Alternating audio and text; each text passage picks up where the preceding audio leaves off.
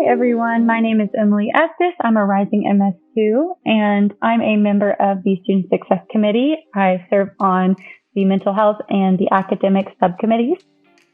So today we're going to be talking about Sketchy and Boards and Beyond. And I'm kind of just going to give you a quick demonstration of how I use both of these resources and a quick start to maybe how you can approach these. So we'll start off with Boards and Beyond. So I'm going to go to my Google share. Okay. So I don't have my USB with all my third-party videos on it, but I do have these online so I can access the videos. Today we're just going to do a random one. Let's do cardiology. Let's just click arrhythmias and cardiac action potentials. So this is what a Boards and Beyond video looks like.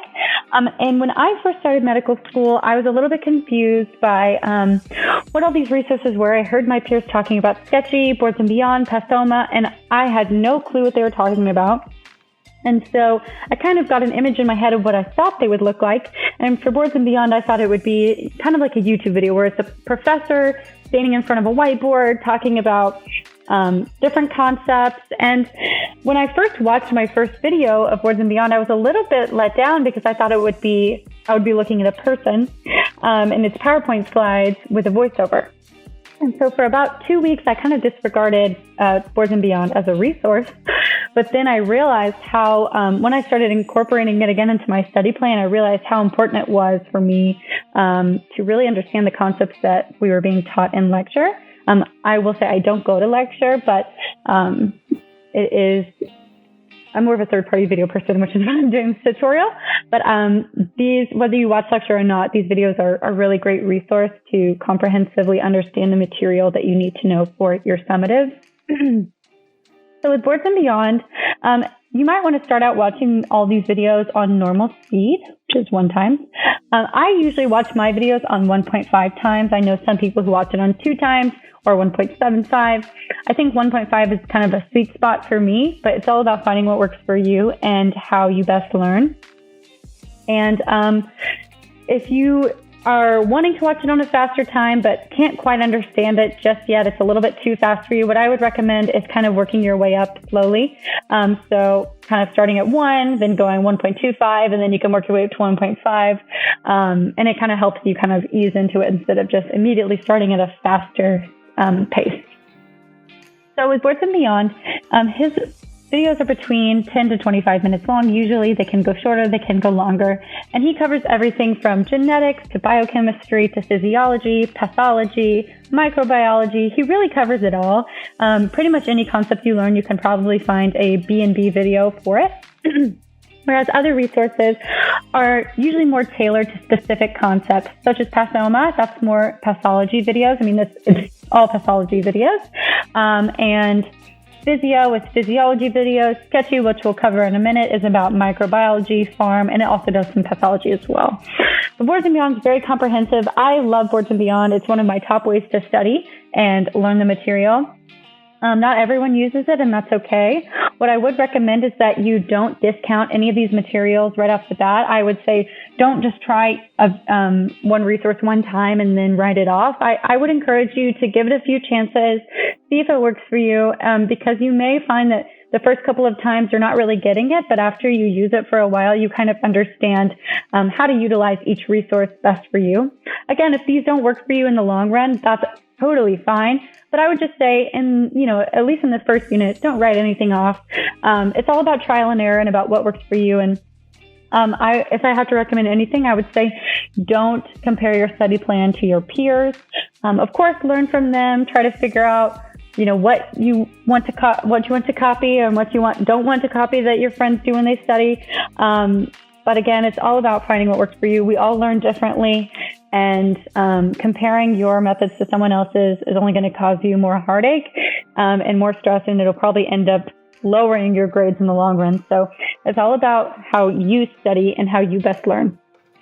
Okay, anyways, so with the Boards and Beyond video, again, this one's about 15 minutes. So what I would do, not everyone does this, but I like to take some short, brief high yield notes on my B&B videos. And when I say high yield, what I would do is write down things that are in bold, underlined, colored like this. And whether you do that on an iPad or a notebook, I've done both this year. I think both work fine. And if you're not a note taker, that's great too. I would say if you don't take notes, maybe watch it on 1x speed so you can really just absorb it since you're not going back to anything to look at later. And if you do take notes, I take notes and watch it on 1.5x speed. If I ever have to rewatch a video, I'll watch it on 2x speed. But again, it's all about how you best learn. So after I watch a Words and Beyond video, I will go to Anki, and I'm sure that Aiden or Tyler Wolf or one of the Anki people will give you more insight into how to work the beast that is Anki. But you go to Browse, scroll down, AK Step 1 V7, B and B is Boards and Beyond. We were in cardio in the arrhythmias section, and we watched the cardiac action potentials video. So what you do is, I already have these in a deck, but I would click on this, Control A, right click your mouse, change deck, and then you put the deck that you want to see it in. I already have it in a deck, so I'm not going to put it in a new one. And that's that for that video. But again, like I said, Boards and Beyond I think is a fantastic resource, very comprehensive, and it really covers a lot of high yield material in a way that's easy to understand. Especially, I really loved his cardio videos. I mean, Dr. Ryan is the person who does these videos, and he's a cardiologist, so his cardiac videos are very in depth, and you can tell that he really knows what he's talking about. So I really like these. And now let's go ahead and move into Sketchy. Again, this is an online. So Sketchy has, I actually haven't used their biochem videos, but they have 3 things that I have used this year, and that's micro, farm, and pathology. Now, pathology, I didn't use for every unit. I would say I really liked it in the renal unit for nephritic and nephrotic syndromes when you really just need to memorize content. But what I really, really recommend is the micro, and second, I would recommend farm. But micro is what I recommend the most. I don't think there's a student who does not use Sketchy Micro, and if they do, then I very much respect their intellect and the way they can memorize all these bugs. So I would definitely give both of these a try, micro and farm. What we'll do today is just kind of look at both of them. So for micro, this is just a trial. So I'm just going to click on this video, Staph aureus. And this bug is something you're going to see over and over again throughout the year, so I'm sure you're going to be watching this video a couple times this year. So basically what you do, and with Sketchy, I always watch it on 1.5 times. It really doesn't feel fast at all. And I also would say I would encourage you to never take notes on any Sketchy video because I feel like it will prevent you from memorizing the picture, which is what Sketchy is all about. And we'll talk about this in the farm video I'll show you, but I do not think you should take notes with these because what Sketchy wants you to do is look at this image and remember what the conclusions are about the bug or about the drugs you're learning about.